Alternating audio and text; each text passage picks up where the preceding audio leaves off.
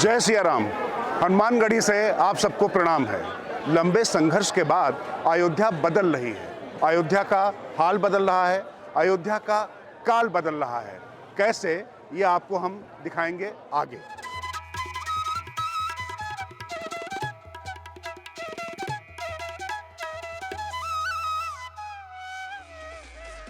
राम भक्तों की आकांक्षा और कल्पना मूर्त रूप ले रही है। यह भी कहें तो अतिशयोक्त नहीं कि राम भक्तों ने मंदिर मांगा था और सरकार उन्हें त्रेता युग की अयोध्या भी साथ तोहफे में दे रही है। अयोध्या में विकास की पटकथा लिखी जा रही है और इसका आधार है श्री रामचरितमानस और वाल्मीकि रामायण। जैसा जैसा अयोध्या का वर्णन इन ग्रंथों में है, वैसे वैसे ही नई अयोध्या के निर्माण के प्रयास चल रहे हैं। तो चलिए अब हम आपको बताते हैं कि त्रेता युग में कैसी होती थी अयोध्या, जिसे अब सरयू के तट पर फिर से जीवंत करने के प्रयास चल रहे हैं। महर्षि वाल्मीकि बालकांड के 5वें सर्ग में अयोध्या के बारे में लिखते हैं, कोशलो नाम मुदितः स्फीतो जनपदों महान निविष्टः सरयू तीरे प्रभूत धन धान्यवान। अर्थात कौशल नाम की एक नगरी जो सरयू के तट पर बसी हुई थी, वहाँ के लोग बेहद संपन्न और धन धान्य से परिपूर्ण हुआ करते थे। अयोध्या नाम नगरी तत्रासि लोक विश्रुता मनुना मानवेंद्रेणियापुरी निर्मिता स्वयं। उसी जनपद में अयोध्या नाम की एक नगरी है जो समस्त लोकों में विख्यात है। उस पुरी को स्वयं महाराज मनु ने बनवाया और बसाया था। आयता 10 चाद्वे चा योजनानि महापुरी श्रीमती त्रीणि विस्तीर्णा सुविभक्त महापथा। इसका मतलब वह शोभाशालिनी महापुरी 12 योजन लंबी और 3 योजन चौड़ी थी।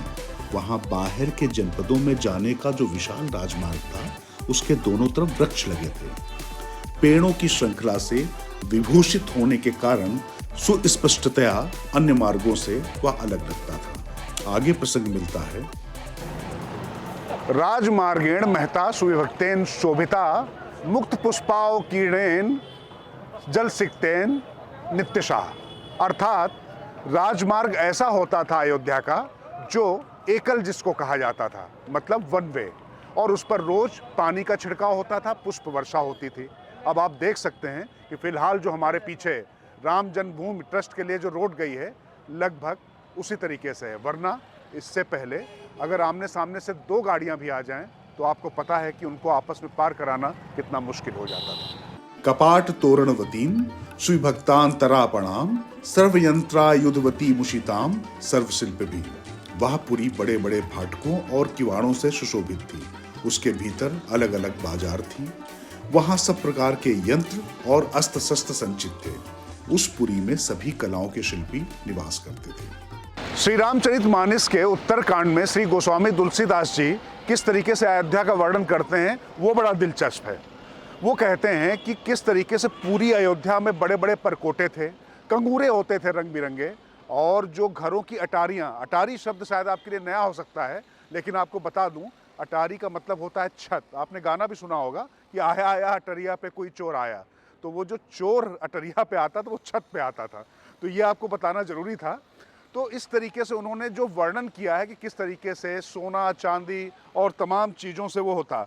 और गोस्वामी तुलसीदास के शब्दों में अगर आप कहें तो जात रूप मणि रचित अटारी नाना रंग रुचिर गच ढारी चौपास कोट अति सुंदर रचे कंगूरा रंग रंग बर।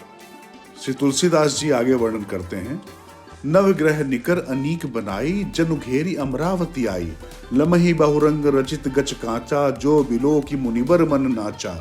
मतलब मानो 9 ग्रहों ने बड़ी भारी सेना बनाकर अमरावती को आकर घेर लिया हो। पृथ्वी पर अनेक रंगों के कांचों की गच यानी ढाली बनाई गई है, जिसे देखकर श्रेष्ठ मुनियों के मन नाच उठते हैं। आगे लिखते हैं वह, धवल धाम ऊपर नभ चुंपत कलश मनोहर विशस दुत्रिंदत बहुमनि रचित झरोखा भारजही ग्रह ग्रह प्रति मणि दीप विराजही। मतलब उज्जवल महल ऊपर आकाश को चूम रहे हैं। महलों पर के कलश अपने दिव्य प्रकाश से मानो सूर्य चंद्रमा के प्रकाश की भी निंदा तिरस्कार करते हैं। महलों में बहुत सी मड़ियों से रचे हुए झरोखे सुशोभित हैं और घर घर में मड़ियों की दीपक शोभा पा रहे हैं। इसके आगे का वर्णन बड़ा मनोहारी है। मणि दीप राजहि भवन भ्राजहि देहरी विद्रुम रची मणिखंभ भीति बिरंचि बिरची कनक मणि मरकत खची सुंदर मनोहर मंदिरायत अजिर रुचिर फटिक रचे प्रतिद्वार द्वार कपाट पुरट बनाए बहु वज्रनि खचे।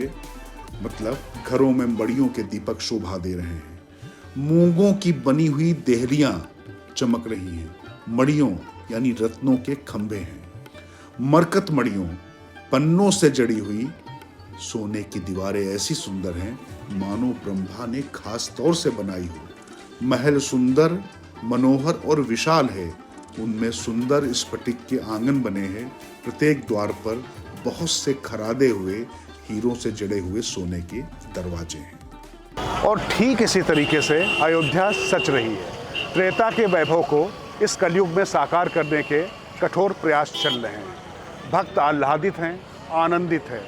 पूरा विश्व टकटकी लगाए रामनगरी की ओर देख रहा है और देख रहा है एक ऐसा स्वर्णिम इतिहास बनते हुए जो अयोध्या के वैभव के साथ साथ में यहाँ की आध्यात्मिकता को भी चिरकाल तक जीवंत रखेगा।